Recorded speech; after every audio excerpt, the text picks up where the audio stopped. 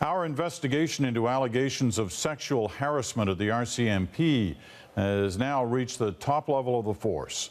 CBC News has obtained a statement of claim that alleged that one of the candidates shortlisted to be the next commissioner interfered with an investigation of Sergeant Robert Blundell, an undercover Mountie who was sued for sexual misconduct.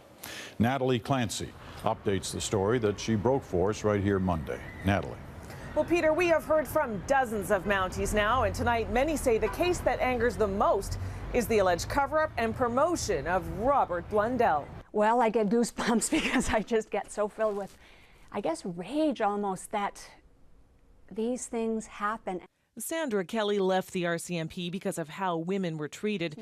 She's outraged to learn the lengths senior management allegedly went to cover up the kind of harassment that forced her out. If you complain, you're blacklisted. Krista Carlet is one of 4 women who complained about Robert Blundell, and according to this statement of claim, were punished with threats and intense harassment. I was diagnosed with post-traumatic stress as a result of my career with the force and the harassment. I ended up taking a medical discharge because I couldn't continue on in the job. I separated from my husband and divorced. I have 2 children that don't live with me. Assistant Commissioner Peter German. Her lawsuit was against 19 officers, including one of BC's top Mounties, Deputy Commissioner Peter German, who was on the shortlist to become the RCMP commissioner. In the statement of claim, the women accused Peter German of improperly interfering with the investigation by, among other things, providing Blundell with the contents of the internal investigation file and specifically with the statements given by them so that he reviewed it before he gave his own statement in regard to the subject matter of the investigation. It's very troubling. Paul Champ is a lawyer who has successfully sued the RCMP for harassing Mounties.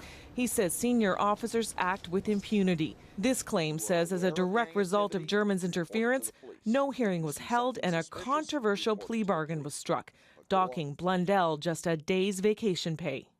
After being disciplined, he was promoted. So, that sends a real message both to, rank and file RCMP officers, but also senior managers who might think, well, I don't have to change my behavior. Rob Creaser is retired now, embarrassed of his old uniform, and furious Blundell is now in charge of VIP security in Vancouver. Obviously, the allegations were substantiated. Why are you rewarding somebody that has behaved in that way by promoting?